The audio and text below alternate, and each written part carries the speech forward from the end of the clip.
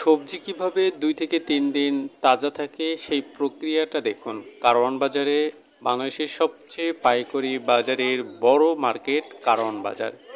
রাজধানী কারওয়ান বাজারে মধ্যরাতে যে সকল সবজি আসে বা তরকারির বাজার বসে মধ্যরাতে, অর্থাৎ রাত্রে কিন্তু কারওয়ান বাজারে আর এক ধরনের বাজার বসে। সেই বাজারের দৃশ্য দেখাচ্ছিলাম, তবে অদ্ভুত একটা দৃশ্য যাওয়ার সময় চোখে বাঁধল। তাৎক্ষণিকভাবেই ক্যামেরাবন্দি করার চেষ্টা করলাম। দেখতে পাচ্ছেন যে সবজি পানিতে ধুচ্ছে, অর্থাৎ পাশে যে বাস্তাটি দেখছেন এই বাস্তায় ইউরিয়া সার আছে। এই সার ওই পানিতে গুলাইয়া সেই পানির মধ্যে ডুবাচ্ছে সবজিগুলো, যাতে সেই সবজিগুলো তরতাজা থাকে এবং 2-3 দিন ভাবে জীবিত থাকে বা তাজা থাকে।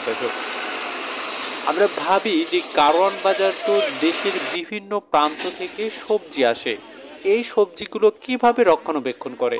আমরা তো সাধারণত গ্রামে যারা বাস করি বা গ্রামে এই সবজিগুলো যখন উৎপাদন হয় তখন মাঠ থেকে, অর্থাৎ ফসল তোলা থেকে বাজার পর্যন্ত নিয়ে যেতে এই সবজির অবস্থা বিয়াল।